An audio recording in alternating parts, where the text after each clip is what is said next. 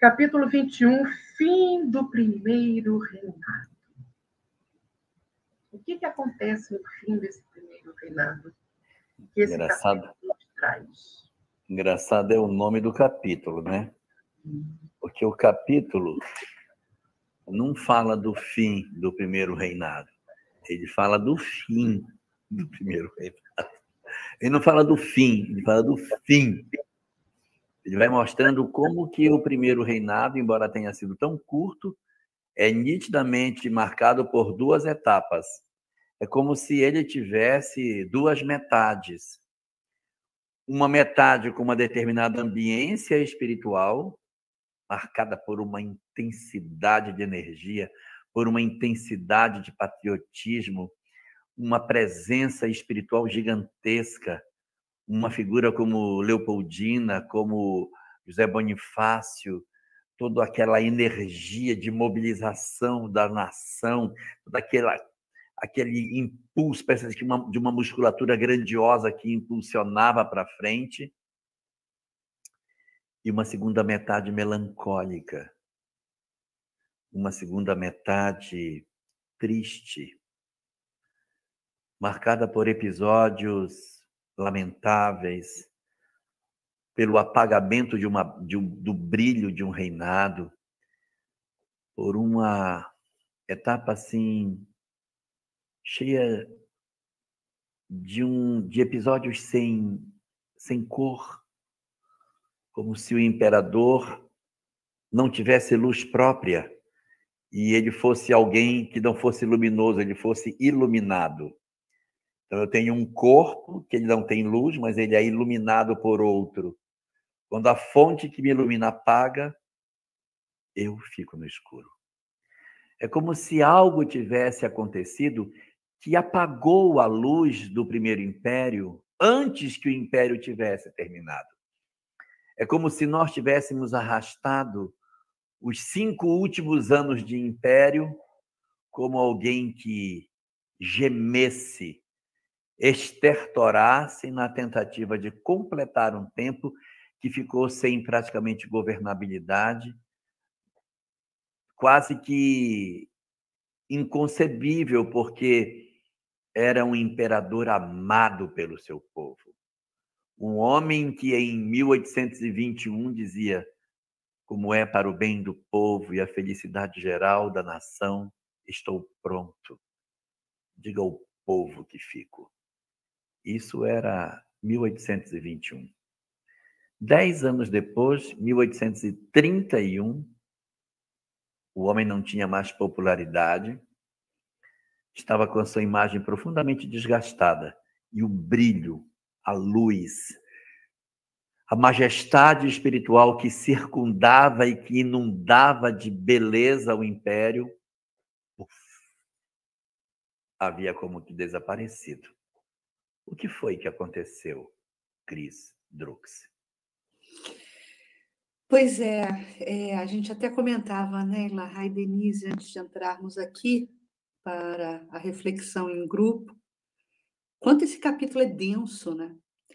Porque esse capítulo nos apresenta exatamente essa despedida, né? Essa despedida de esse elemento de luz, esse elemento que dinamizava os ideais da independência.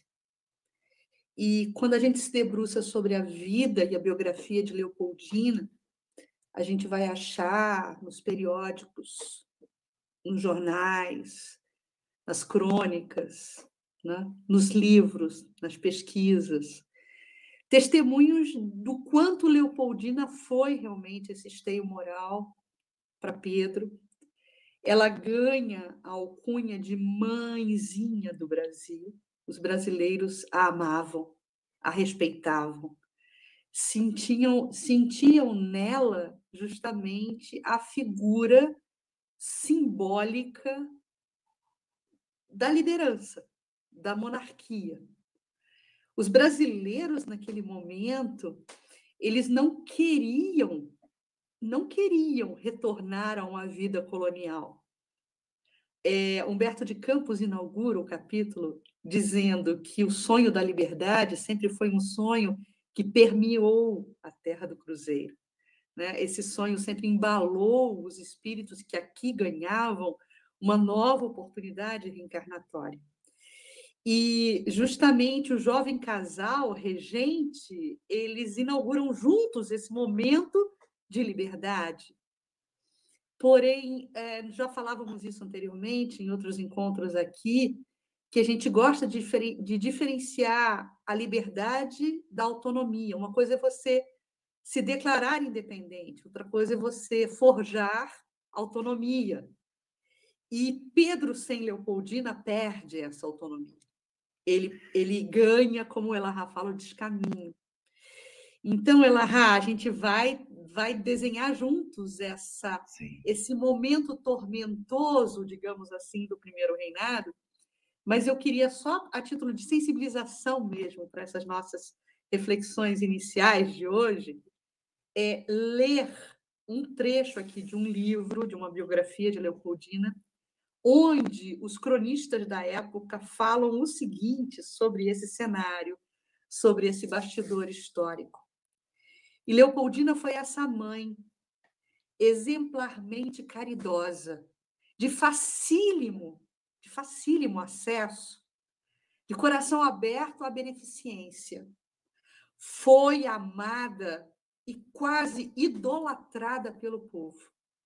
Os testemunhos deixados sobre a imperatriz falam com eloquência e de forma recorrente sobre as qualidades pessoais que a faziam encantar todos os que a conheciam, a inspirar-lhes admiração, respeito e amor. O verdadeiro líder, ele inspira, ele não comanda, mas ele inspira. Ela é, sob todos os pontos de vista, uma mulher amável e respeitável. Testemunho de Maria Graham, que é uma inglesa que escrevia crônicas à época no Rio de Janeiro e conviveu com Leopoldina. Sua fisionomia meiga e aberta denunciava uma mulher excelente. Bougainville, também um convivas de Leopoldina na corte. Havia na sua bondade natural uma bondade natural, tanta benevolência. O costume de sofrer tinha tornado tão perfeitamente boa que eu não sabia como manifestar o meu reconhecimento. Testemunho de Bougainville. As pessoas sofridas, às vezes, elas desenvolvem calos, mas outras desenvolvem uma pele tão fina sob a cicatriz que a fazem sensíveis a dores alheias, né? E esse era o caso de Leopoldina. Dotada de uma paciência sem limites e de uma bondade igual para com todos, Barão de Marechal. A encantadora simpatia que falava em todos os gestos e palavras, a grande bondade que, de par com a brandura e a majestade, transluzia. Vejam as qualidades e os adjetivos que ela usa quando fala de Leopoldina, que ela emitia luz, transluzia de cada um dos seus movimentos. Tudo realçava aquela figura encantadora. Carl Seidler, outro que conviveu com Leopoldina nesse momento tão difícil, né? Onde ela quase já se despedia, na medida que ela desencarna em 1829. E Pedro abdica em 1831. Então, Leopoldina fez falta. Leopoldina deixou de existir e, com isso, o primeiro reinado sofreu abalos. Eu queria só destacar aqui uma coisa que você estava comentando no princípio, que eles eram jovens e eles representavam o ideal da liberdade. Então, de certa maneira, a sociedade brasileira, ela colocou esse casal como o ícone do novo, o ícone do belo.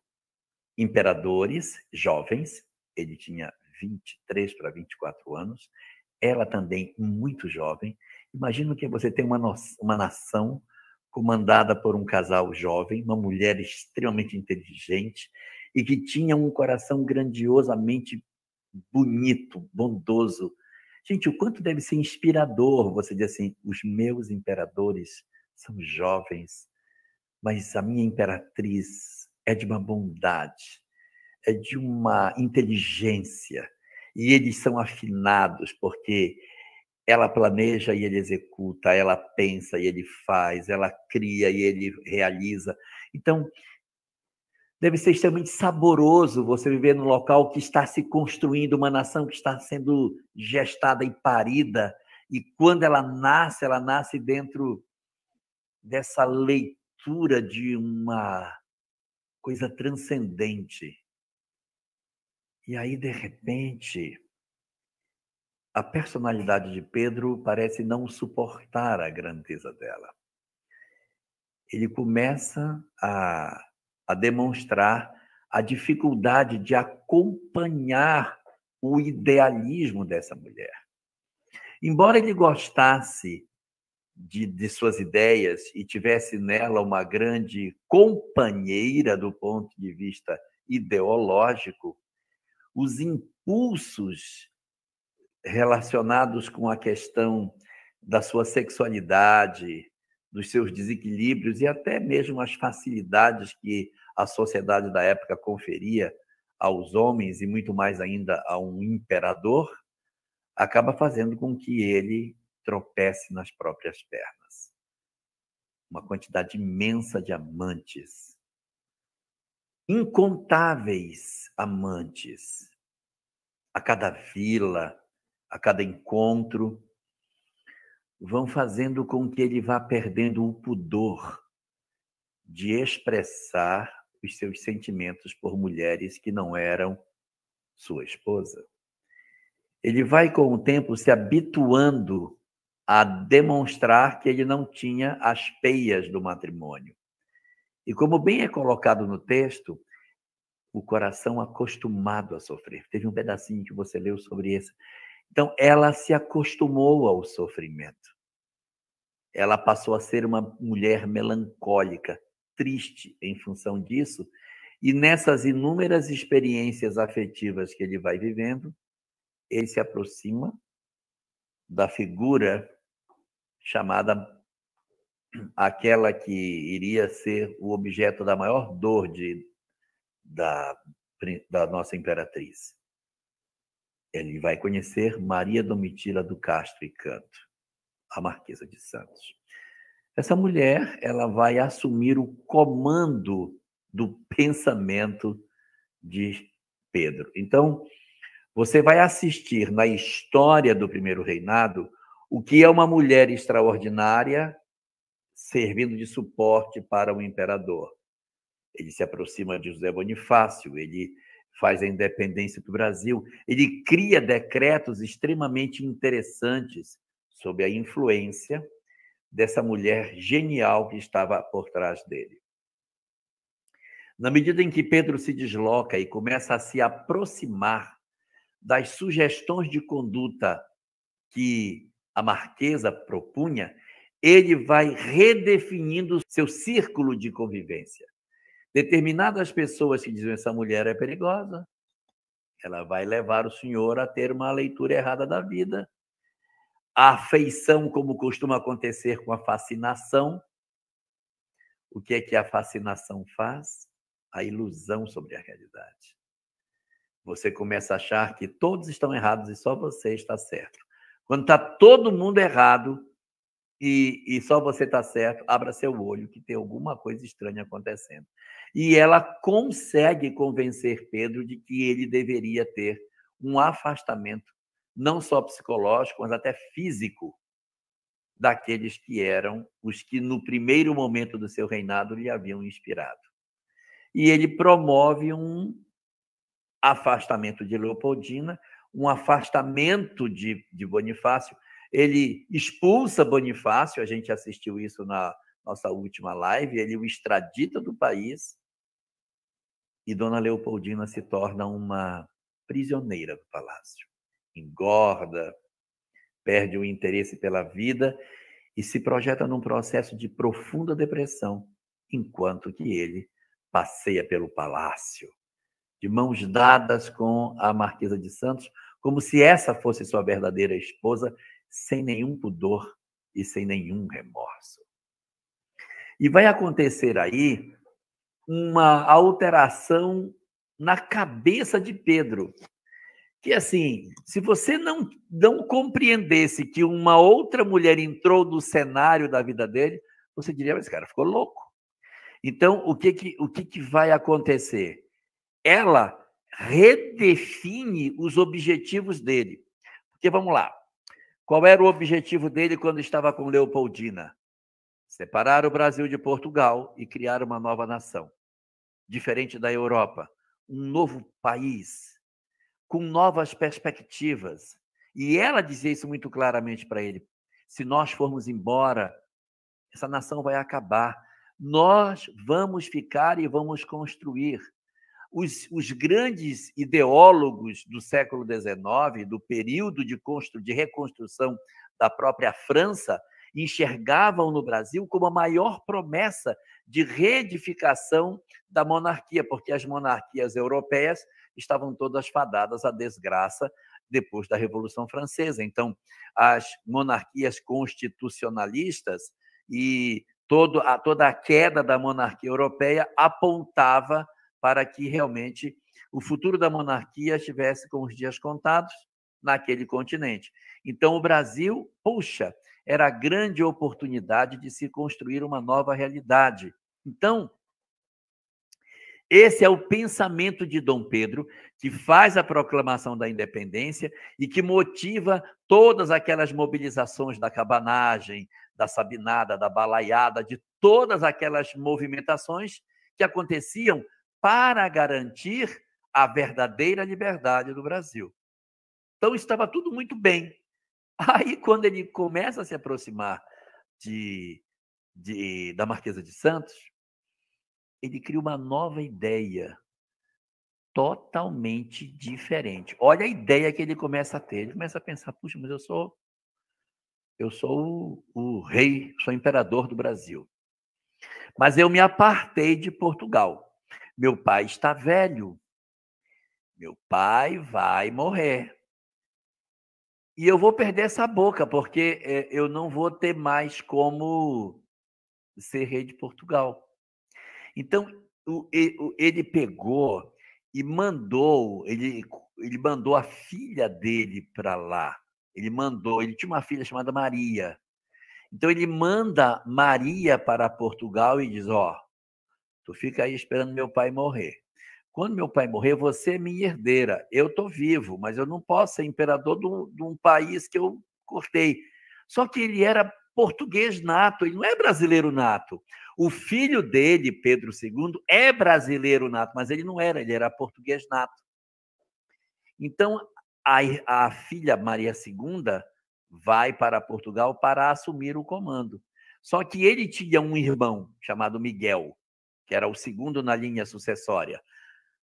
Miguel, filho também de Dom João VI, quando acontece a desencarnação do pai em Portugal, ele diz, não, se é para ser da minha sobrinha, que seja eu o rei, ué. Muito lógico, né? Não, já que meu irmão não quis, né, não foi, ele não virou imperador do Brasil, então vai curtir para lá. Maria, você é minha sobrinha, lamento muito, mas quem vai ser o rei de Portugal serei eu, Dom Miguel serei o rei de Portugal.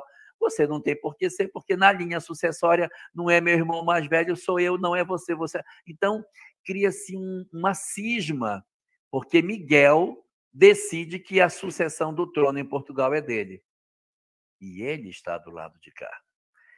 Então, quando ele começa a perceber que essas mobilizações estariam acontecendo, ele diz, não, vamos fazer o seguinte, eu acho que aquele negócio de independência ou morte não é bem assim. É uma independência e quase morte. Porque o que a gente poderia fazer? Agora que a gente já provou que nós somos uma nação independente, a gente poderia fazer uma aliança com Portugal. Não é para a gente ser mais colônia. Não é para ser colônia.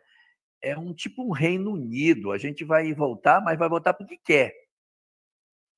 Eu vou me ligar com eles, mas porque o Brasil assim quer, em regime de igualdade. A gente já não é mais uma colônia, nem é naquele modelo anterior que tem um rei lá e a gente aqui é o Reino Unido. Não. Aqui tem um imperador, lá tem um rei, nós vamos nos juntar, como igual na União Ibérica, que a Espanha e Portugal se juntaram, a gente vai se juntar e vai fazer um reino forte, porque assim eu posso herdar Portugal. Olha o pensamento que ele fez. Quando ele faz esse pensamento, você acha que ele vai agradar os brasileiros ou não vai agradar? Dona Denise Balot. Óbvio que ele não vai agradar. Aliás, ele já não estava agradando desde o desencarne da imperatriz. Ele começa a desagradar quando ele começa a fazer sombra para ela. Sim. Quando ele começa a eleger a outra para ser, assim, digamos assim, a, entre aspas, substituta, e a amada é colocada num fosso, e a população começa a ver se ela está adoecendo. Ele está fazendo isso com ela. Se ela é amada, ele passa a ser odiado. Então, começa a haver uma rejeição. Ele é rejeitado pelo tratamento que ele dispensa a Leopoldina. Ele é rejeitado pela falta de pudor na corte com relação à figura da Marquesa de Santos. Ele é criticado pelo seu autoritarismo na Constituição de 1824. Ele é criticado porque ele pega o seu grande parceiro, que é o José Bonifácio, expulsa do país, exila o cara que foi o grande mentor da vida dele. Olha a influência que uma mulher pode fazer na vida de um homem. E aí ele manda Bonifácio para fora. Então ele tinha uma série de motivos para desagradar a população. Não satisfeito com isso, ele diz, vou me juntar com Portugal de novo. Eu acho que vai ser bom, porque pelo menos eu poderei amanhã ser o rei de Portugal e do Brasil, e não só um rei daqui. Olha só, a Camila nos traz a seguinte informação. Li que ele não dava dinheiro a ela para justamente controlar até a sua alimentação, o seu acesso à comida, já que ela comia por impulso. Sim, ela ficou depressiva e ela compensava com comida. E ele controlava até o dinheiro, que é para ela não comer tanto. E ela dava o dinheiro, quando ela pegava, ela dava dinheiro aos pobres. Sim, ela morreu totalmente endividada.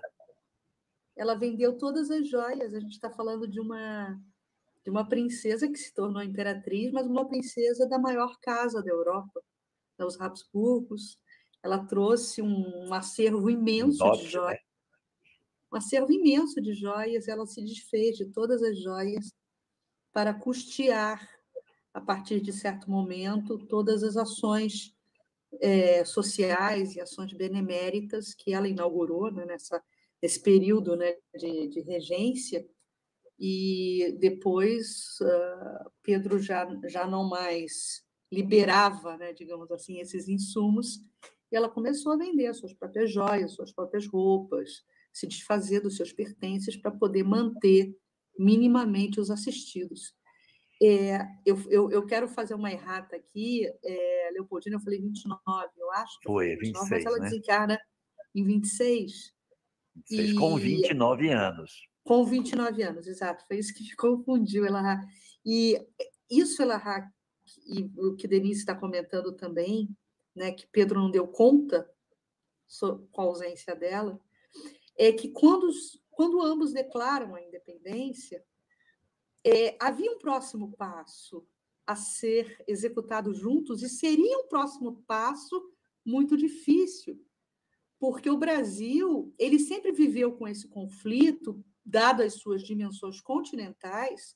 O Brasil sempre viveu esse desafio da manutenção dessa unidade territorial, né? Mesmo antes da independência, alguns estados brasileiros, hoje estados brasileiros, antigamente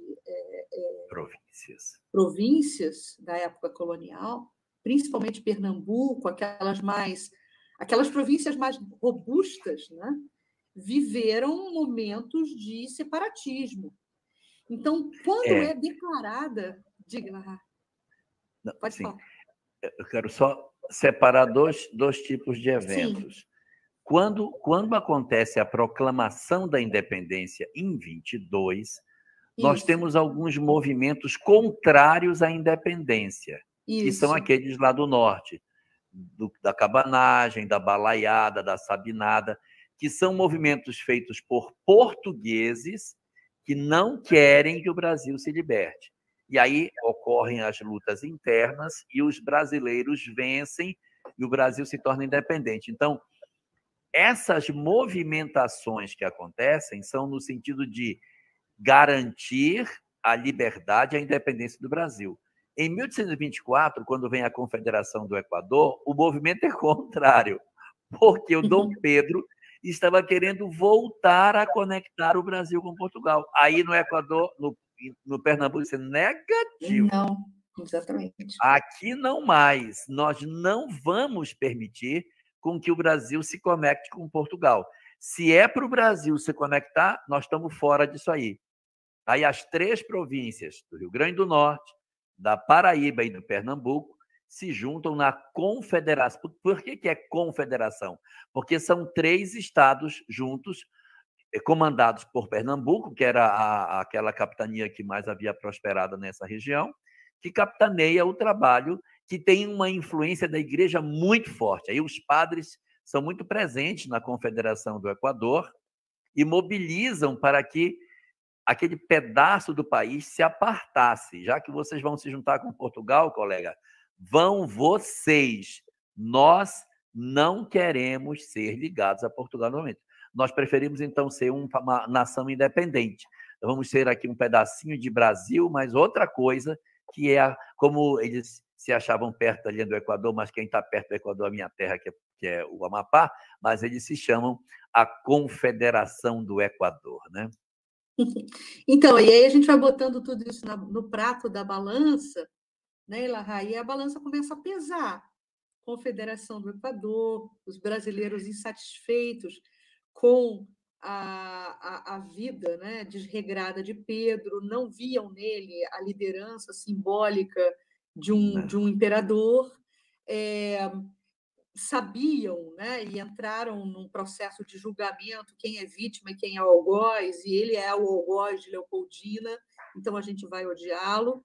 E também tinha um difícil processo externo, né, em termos de política externa, de reconhecimento da independência do Brasil. Então, imaginem isso, lutas internas para contemporizar, né, essa rivalidade dos nativistas e dos portugueses, né, que tentando um equilíbrio de forças, e essa necessidade dessa chancela internacional, porque Pedro, né, também era uma figura mal vista, e eu acho que foi o Elahá que comentou isso na última live, nas cortes europeias. Então, a política externa também tinha dificuldade de reconhecer ele não conseguiu a independência casar do Brasil. Exatamente. Ele teve dificuldade para se casar.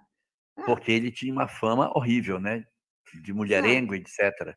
Mas eu queria resgatar, antes da gente passar para essa parte à frente, queria comentar um pouquinho sobre a Confederação do Equador. Essa Confederação do Equador, ela foi uma movimentação que teve uma presença muito forte da igreja. Aquela outra anterior, a Inconfidência Mineira, onde Tiradentes participa, também o clero fazia parte. Mas o clero fazia parte secundariamente. Quem estava à frente desse movimento da época de Tiradentes eram os intelectuais, os que haviam ido para a Europa estudar, os poetas, os escritores, os pensadores, com alguma presença do clero. Nessa outra agora, de 1824, Confederação do Equador, o eixo central dela são os padres. Eles são os grandes articuladores da Confederação do Equador. E um detalhe, tá? A bandeira de Pernambuco, ela é inspirada na bandeira da Confederação do Equador. Eles não conseguiram separar o Brasil, mas a bandeira é da Confederação. Igual Minas. Minas usa a bandeira da Inconfidência Mineira, a bandeira que os inconfidentes geraram, que é aquela branca com o triângulo vermelho escrito Liberta Queceratamen, ou Tamen, sei lá como é que diz, e ela é a bandeira que foi herdou para Minas. Assim também a de Pernambuco, que é um céu azul, que representa o céu do Brasil, aí tem um arco-írisinho só de 3 cores, e tem uma estrela hoje só, que essa estrela é Pernambuco. Na época da Confederação eram 3 estrelas, que era Paraíba e Rio Grande do Norte. As 3 estrelas lá em cima. E a parte de baixo significa paz, e tem uma cruz. Essa cruz vermelha que aparece é a clara demonstração da presença da igreja nessa mobilização, em que eles estão se articulando em cima dos ideais religiosos que eles tinham para promover uma nova nação. Pedro, ao saber dessa mobilização, esmaga a rebelião com muita força. Ele decide, então, pelo fuzilamento dos integrantes da Confederação do Equador. Não todos são fuzilados, mas uma boa parte, se não me engano, são 9 que ele fuzila. Entre os fuzilados está Frei Caneca, que a gente só vê no Rio assim. Na rua Frei Caneca, tá? O Frei Caneca é como que uma liderança entre os padres com relação a essa criação desse novo Estado.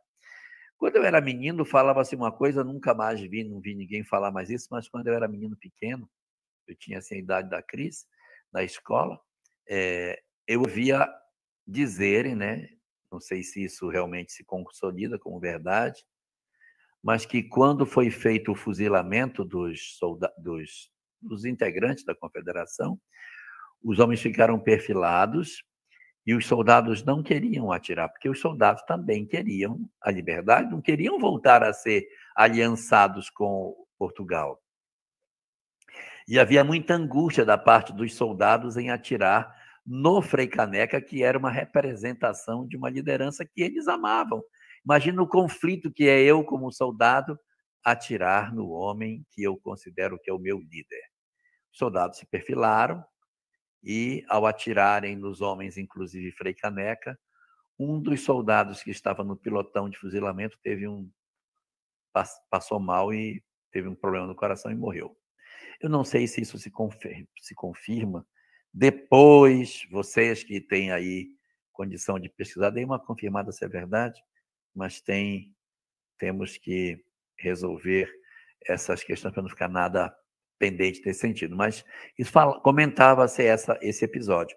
E aí abafa-se a Confederação do Equador, há uma retração desse movimento separatista, e a integridade do Brasil continua. Aí vai ter a da colônia cisplatina, lá embaixo, quando o Uruguai se aparta de Portugal e se torna uma nação independente ali, e a gente vai ter ali uma movimentação que foi diferente no Nordeste, no Sul aconteceu, e a província cisplatina se aparta do Brasil e se torna, então, o Uruguai. E a gente segue com o território alterado em função disso. Então, foi um período de muitas insatisfações internas. O nosso país viveu um período de muitas insatisfações. E isso estava levando o Brasil a um caminho meio complicado, porque a nação estava muito frágil, ele não tinha mais as ideias de Leopoldina para guiá-lo, ele não tinha mais o pensamento de Bonifácio, então ele fica muito, muito à mercê de ideias diferentes. E ele tinha um território muito grande para que pudesse ser protegido, porque o litoral brasileiro era muito grande. E aí disse, o que eu vou fazer? Eu não tenho muito dinheiro e eu preciso contratar alguma coisa para proteger, porque a minha marinha é fraca. Aí você vê como o mundo era simples naquele tempo. Contando hoje, gente, mas é um absurdo isso. Ele procura um mercenário dos mares, chamado Cochrane, que era inglês. E ele contrata esse cara, é um mercenário mesmo, para tomar conta. Diz, olha, eu quero que você tome conta do litoral brasileiro. Se alguma embarcação aqui passar, você pode abrir chumbo. Não tem esse negócio, não. E aí, esse cara é contratado e diz assim, mas você vai me pagar com o quê? Se eu vou te pagar com o que você puder pegar aí, que der para você pegar, está liberado aí para você. Ele recebe um soldo pequeno, mas ele tem direito de poder usufruir das riquezas que ele puder pegar nas colônias. Então, assim, é quase que uma permissão para pilhagem. É quase uma permissão para a pilhagem. E o cara topa. E realmente, com toda a fragilidade que você poderia imaginar, esse mercenário dos mares toma conta da fronteira brasileira marítima, do norte a sul, não permite com que nações outras invadam, e ele explora de maneira bastante dura algumas colônias do nosso país. Então, algumas províncias, como o Maranhão sofreu muito na mão dele. Ele explorou bastante o Maranhão, tirou muita riqueza de São Luís na época que passou por lá. Então, ele era um mercenário que, no fundo, acabou dando certo. Mas é uma circunstância assim bem pitoresca de você ter uma esquadra capitaneada por um cara que não tem nem formação militar, mas que era um grande lobo do mar e que garantiu, nessa primeira etapa da nossa história, do período do Primeiro Império, que é um período muito curto, que vai de 22 a 31, ele vai fazer ali a proteção do país de maneira muito surpreendente e, o que é pior, dá certo. Aliás, essa é a diferença, né, Ilahá e amigos, entre pirata e corsário. Porque o pirata ele está em voo solo, ele está ali para pilhar, para roubar por conta própria. O corsário é um ladrão oficial, é um ladrão contratado pelo rei. Né? O corsário é aquele que está ali atuando em nome do rei, né? Em nome da coroa. Então, o Cochrane foi um desses defensores, né, do litoral brasileiro, evitando que outras nações pudessem participar, né, desse gigante que era o Brasil e que é até hoje. Né? Enfim, mas, Elahá, já que a gente está fazendo uma live sempre, né, de cunho filosófico espírita também, sim, criando, né, essa interlocução com a história, ponte, né? Com essa ponte, vejam que situação simbólica é essa situação do declínio de Pedro I. Quando a gente para pensar sobre a estratégia espiritual da obsessão, a estratégia espiritual obsessiva, você isola a pessoa. Né? Aqueles que querem efetuar o mal, aqueles que querem, por vingança, por necessidade de prejuízo a outrem, atuam sobre a pessoa, isolando essa pessoa. Então, o mesmo acontece conosco quando estamos sob injunção de uma influenciação espiritual perniciosa. A primeira tentativa daqueles que querem exercer essa influência sobre nós é nos isolarmos, é tirar a nossa lógica, tirar o nosso bom senso, tirar o nosso raciocínio, tirar a nossa capacidade de enxergar, nos isolando. Então, ela cumpre esse papel, a Marquesa de Santos, né, dentro desse processo pernicioso de afastamento de Pedro, provocando o seu declínio. Ela o isola de José Bonifácio, principal amigo, o principal conselheiro. Ela o isola da esposa, esteio moral. E a destrói. Ela destrói o casamento, ela o afasta, insuflando o comportamento apaixonado dele, um comportamento fora via de regra, para que o povo passasse a não mais considerá-lo, a não mais tê-lo como algo simbólico de liderança. Afasta Pedro. Né? Então, eu só quis traçar esse paralelo para a gente ficar atento, né? Porque é como você falou lá, quando a gente está sob influenciação espiritual, a gente se acha o dono da verdade, né? Fascinação. Eu preciso de você.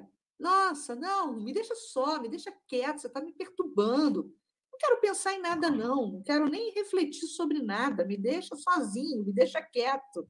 E aí você se enche de certezas, você se enche de vaidades, você se enche de autoestima. Não que a autoestima não seja boa, mas nesse caso ó, é essa autoestima, ela é obtusa, soberba.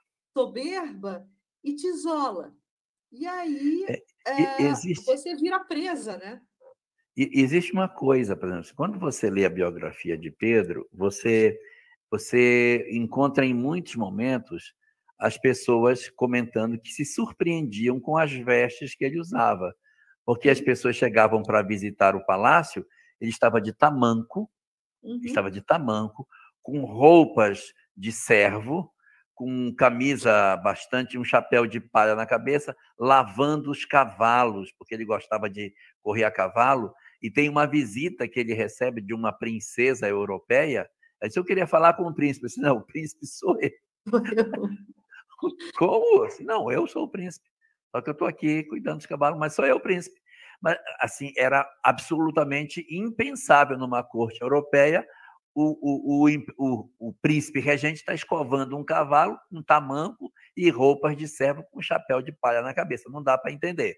Então, ele não é uma pessoa atrelado às convenções e à pompa.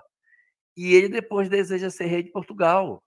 Sim. Você vê como aconteceu um processo de perturbação, de alteração de objetivos de vida, o quanto ele se perdeu na segunda metade do seu reinado. E é por isso que a gente faz questão nesse programa de reverenciar os valores, de reverenciar a Leopoldina, a Imperatriz Leopoldina, enfim, tentar contar essa história por um viés mais justo, né?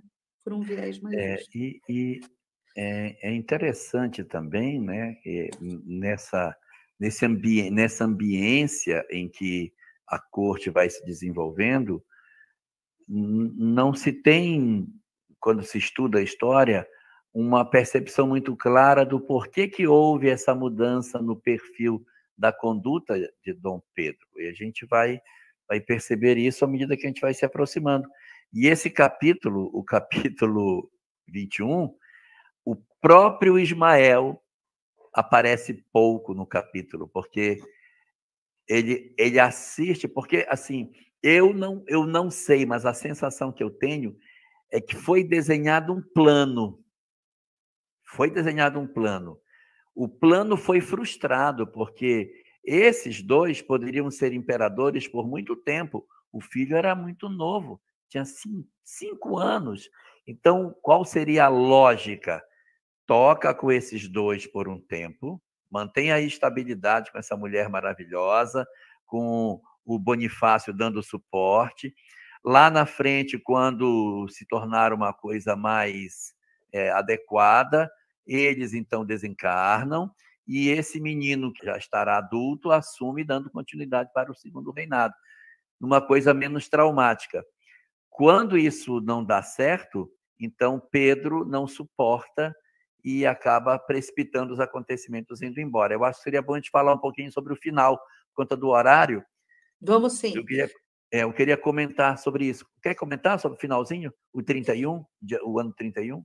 Sim, Elahá, eu posso até colocar aqui o que o Humberto de Campos nos entrega, e aí eu peço para você comentar também, meu amigo. Noite das Garrafadas, né? Aquela instabilidade política muito grande, partidos políticos se degladiando, né? Pró e contra monarquia, Pedro I, enfim. Depois da meia-noite, né? Um dia após a Noite das Garrafadas, depois da meia-noite, Pedro ele prefere ficar só no palácio. Ele busca solitude. Antes, deixa eu falar da Noite das Garrafadas. Então fala, por favor. Vou contar da Noite das Garrafadas, aí você entra e conta essa parte que é muito importante. A popularidade de Dom Pedro já estava no chão. Já ninguém mais estava querendo, mas ninguém suportava mais. Por todos aqueles fatores, ele já era malquisto. Aonde ele ia, as pessoas falavam. Ele ia para a missa, e nas missas ficava um buchicho, e ele já não era mais... Porque ele era acostumado a sair e ser ovacionado pelo povo, o Salvador, nosso libertador. Essa figura se degradou de maneira muito rápida. E ele começa a ficar desconfortável em público. Onde ele vai, ele tem reações, já não tem mais a mesma popularidade de antes. Então, os comerciantes do Rio de Janeiro, que eram portugueses, e Dom Pedro também era português, os comerciantes portugueses, não, vamos fazer uma celebração, alguma coisa para falar que ele é querido, né? Porque tem tanta gente falando mal dele. Vamos preparar um jantar para ele. Então, eles decidem preparar uma recepção para Pedro, que está vindo para o Rio.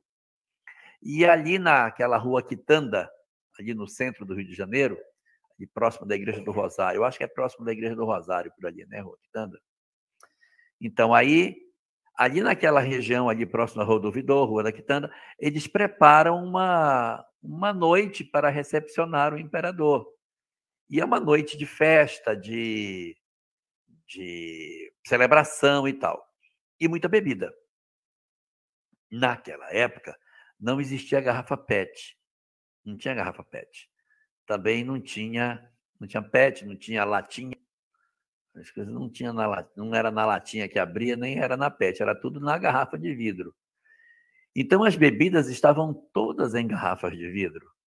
Quando chega a noite, quando o negócio começa a acontecer, os brasileiros, que eram, na verdade, resistentes à figura de Pedro, começam a provocar os portugueses. E o clima vai esquentando, vai esquentando, e aí começa uma briga. E quando essa briga começa, você tem uma polarização política que aconteceu naquele período e há um confronto físico, briga, confusão. E aí as pessoas pegavam as garrafas e davam com as garrafas nos outros, jogavam. Não é assim, pega a garrafa e bate só na cabeça. Eles começaram a jogar a garrafa. Um jogava a garrafa no outro. Então, durante a noite, houve muita garrafa jogada na direção dos outros. E isso vai durar mais de um dia. A gente chama Noite das Garrafadas, mas, segundo os historiadores, foram 3 dias de confusão. Ficaram brigando por ali até que a polícia veio e tentando apaziguar. Então, o que aconteceu no final dessa história? Uma noite que seria para celebrar que o povo gostava dele, terminou no quê? Uma demonstração clara de que tem muita gente descontente com você. Isso acabou com ele. Isso aí foi em meados de março. Foi em março que acontece isso. Acho que é 11 de março, 14 de março. Eu sei que é em março, meadinhos de março, que acontece a Noite das Garrafadas. Ele fica muito triste. Foi do dia 12 ao dia 14 de março, lá. 12 a 14, né? 12 a 14 de março. 12 a 14, são 3 dias, olha aí. De 12 a 14 de março. Essa janela de tempo de tristeza com a falta de unidade no país. E aí ele se tranca e vai ter esse momento de tristeza. Aí eu quero aproveitar falar um negócio que não tem nada a ver com a nossa live, não tem nada a ver, mas eu vou falar. Aí aqui é uma opinião pessoal minha, eu tenho percebido o nosso país num período de muito esgarçamento das tensões políticas. Uma polarização política muito indesejável, muito ruim. E meu pai tem 92 anos. E é uma pessoa, assim, de um conhecimento muito grande. Não é uma pessoa que estudou nos livros, mas meu pai conhece todas as religiões antigas. O livro religioso, ele leu tudo que existe. Meu pai é um grande conhecedor de religiões antigas, mas de escola mesmo não tem muito saber de banco de escola. Aí eu conversando com ele, disse, pai, o senhor que já viveu tantos momentos do país, o senhor viu Getúlio, o senhor viu Juscelino, o senhor viu tantos períodos de polarização política no país. Nós estamos vivendo um período de polarização aqui. Me diga, como é que isso acaba? Porque eu sei que eu vivi em um período que não era polarizado. Se polarizou e despolarizou, o que é que faz despolarizar? Como é que isso termina? Ele ficou calado, pensando, disse, deixa eu lembrar, me dá um momento para eu pensar. Aí eu acho que ele ficou relembrando os episódios. Aí disse, eu acho que eu sei. Estou aqui relembrando de todas as vezes e como foi que resolveu. Aí disse, como é que resolve isso? Com a morte de um dos lados. Quando se cria uma liderança política, isso só vai acontecer quando ele desaparece do cenário. Não tem diálogo. Então, por exemplo, um Perón, como é que você desmonta? Ele tem que sair do cenário. Aí você tem um Getúlio, como é que ele sai do cenário? Então, a polarização só termina quando o chamado salvador da pátria, essa liderança, desaparece, aí se desarticulam as forças que estavam ali. Então, havia uma polarização política no Brasil nesse período. E Dom Pedro I, sentindo que ele não tinha mais governabilidade, ele vai para casa e faz o quê, Cris? Ele busca essa solitude, né? Após a Noite das Garrafadas, após a meia-noite, quando ele recebe notícias que o seu principal comandante em chefe, né, está da artilharia, o chefe da guarda da artilharia estaria aquartelado já, mobilizando as forças militares para neutralizá-lo, ele vê que ele não tem mais essa governabilidade e ele busca, Elahá e amigos, justamente essa solitude. O curioso é que o autor Humberto de Campos ele nos dá notícias durante o capítulo em 2 momentos de uma intercessão espiritual. No início do capítulo, Humberto de Campos nos fala sobre o comportamento intempestivo de Dom Pedro I, e nesses momentos de maior quietude emocional, Humberto de Campos explica que os benfeitores espirituais procuram influenciar as ideias de Dom Pedro I, nesses momentos de quietude emocional. Sob os auspícios da Leopoldina. Da Leopoldina. Ele aproveitando o psiquismo dela, quando ele se acalmava, ele fazia grandes decretos. Influenciavam. Eles influenciavam nesse sentido, né, de mostrar as opções, guardando sempre a ideia de que todos temos o livre-arbítrio. Nesse momento, quando Pedro já percebe a não mais ressonância da sua própria guarda pessoal, ele busca, após a meia-noite, essa solitude do palácio, e nesse momento seu pai, Dom João VI, já desencarnado, se aproxima dele e o intui a fazer a passagem de comando, a passagem da liderança para o seu filho, Pedro II, nascido brasileiro e espiritualmente preparado para dar continuidade, né, a essa grande nação, a esse Brasil, coração do mundo, pátria do Evangelho. Então, na madrugada, né, exatamente de 7 de abril de 1831, sem ouvir sequer os seus ministros e conselheiros, ele toma essa decisão solitária. Ele não ouve ninguém, ele fica determinado. Observe. Abdicava na pessoa do filho. Observe que, para tomar a decisão de libertar o país, Leopoldina tomou parte na decisão, mas ele não consulta a segunda esposa para decidir ir embora. Então, ele é um homem solitário. Porque se ele toma uma decisão dessa envergadura sem consultar a companheira, ele não a considera como se ela fosse, de fato, uma pessoa que participasse da sua vida, mas sim apenas uma convenção. Ela não ocupa o espaço psicológico que Leopoldina ocupava. Ele não se aconselha com ela.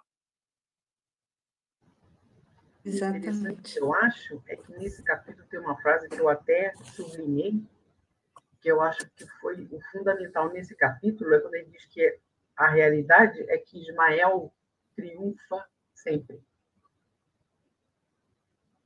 Então, mesmo nessas horas que ele toma certas atitudes, que a gente nota que é pela falta da Leopoldina, a gente vê a presença de Ismael. E essa frase é o que marca esse capítulo, é dizendo que Ismael triunfa sempre. Quer dizer, então, tudo isso acontecendo no país, mas sob o comando de Ismael, que hora nenhuma abandonou nenhum dos dois, porque apesar de serem jovens, precoces, tomaram atitudes sob o comando de Ismael. É isso que é. E quando ele não tinha mais esse amparo, ele percebe, eu sou apenas um homem. Exatamente. E você vê que ele toma essa atitude também no silêncio, também sozinho, mas com certeza sob influência de Ismael. E do pai, né? E do pai, exatamente. O próprio capítulo diz, né? Sob a influência do pai.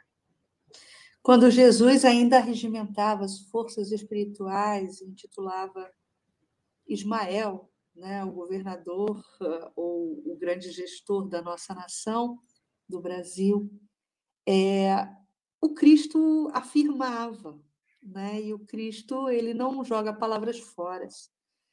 O meu coração estará eternamente ligado ao seu.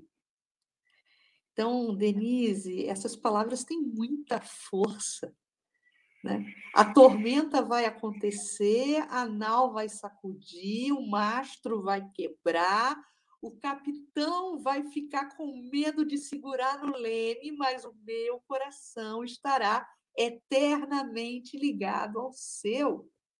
Isso tem força, né? Ismael é o anjo guardião do nosso país enfim, tem estatura moral, espiritual para dar conta do recado.